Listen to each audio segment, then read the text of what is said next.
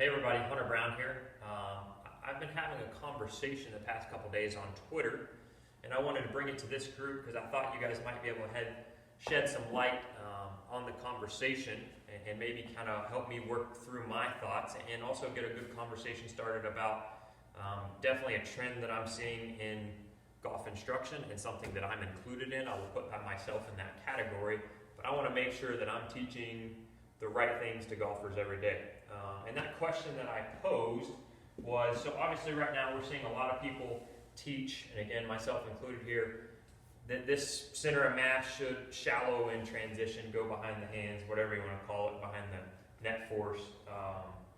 And something that tends to go along with that is us teaching as we're coming into impact that these hands need to be a little lower and this club needs to exit more left, we need to have more side tilt, all those kind of things in an effort to stabilize the face, for lack of a better term there. I've used that term, I'm sure it's not correct, but that's a way of describing it. Most people understand what I'm saying when I say that. So when we do that, I guess my question is, I definitely see people improve, right?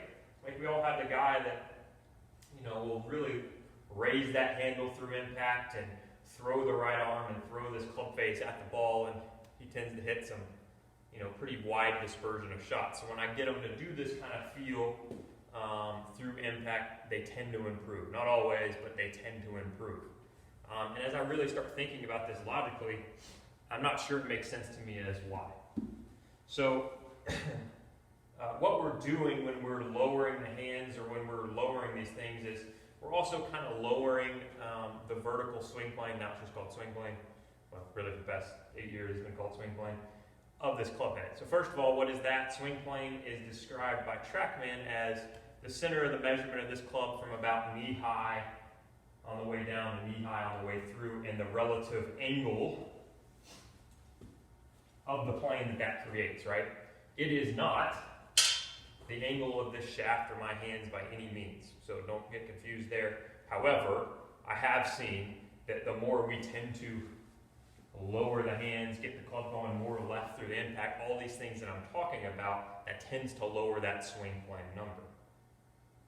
And my question is, so if I were to swing this club head straight up and down, we can see that the path of that club head never changes, right? It's always moving in the same direction. As soon as we incline this plane, the path of that club head is now moving, ever changing around that arc, right? This is why attack angle matters and what TrackMan's kind of started here. If I were to swing like a baseball player and swing this way, we see it's changing even more rapidly. So my question would be, is the face changing more rapidly when we do this? Logically speaking, just looking at this, and it's something you can do, it definitely looks like, if I try not to add any muscular things into it, that face is more changing. I don't 100% know that for sure. I know the path from my days with TrackMan is definitely changing more. I can't remember the specific numbers by how much, but I do know if you had a 250 frame per second camera, that path with a driver could be changing up to 10 degrees per frame as it's coming in impact, right? So this club's really changing direction at the bottom of this arc. I would imagine that the face would be changing more as well. So when we incline that plane even more, or in other words, lower the vertical swing plane, I would think that both of those numbers would become more variable.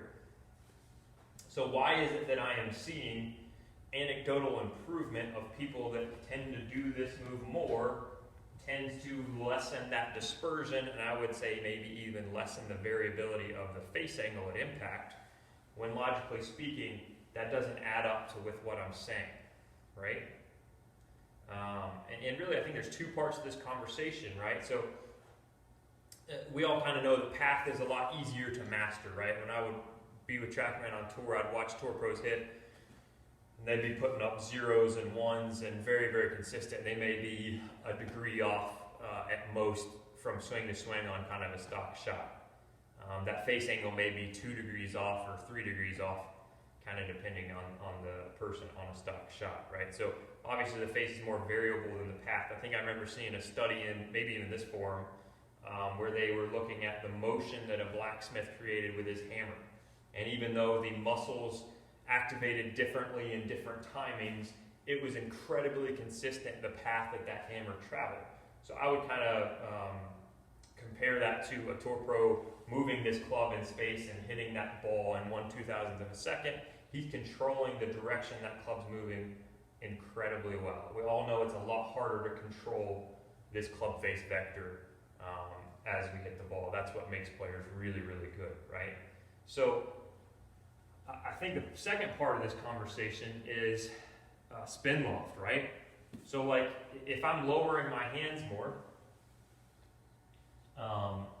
as I start to go up in club or down in spin loft, we know that the curvature of the golf ball is more affected, right? So if like I'm hitting a wedge and I have 1 degree, or if I'm hitting a 9-iron and have 1 degree of face to path, I think that spin axis is like 1 degree. Versus if I'm hitting a driver and I have 1 degree of face to path, that spin axis or curvature of the golf ball is affected by almost 6 degrees, I believe, of spin axis, right? So we know that the lower loft, the lower spin loft we go, this makes this even harder to control, right? So that's why this gets super complicated. When I'm hitting a driver, if I really start to lower this thing, I know that now not only is my path more ever changing, the face probably is too more variable, yet at the same point in time, I tend to see, especially with longer clubs, this kind of motion tends to improve their dispersion.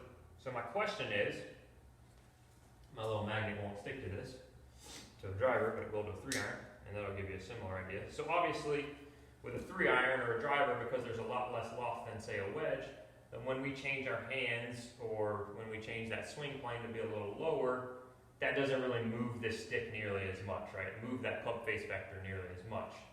So I guess my question would be, even though lowering the swing plane makes the path and the face more variable, is it less insignificant in the higher clubs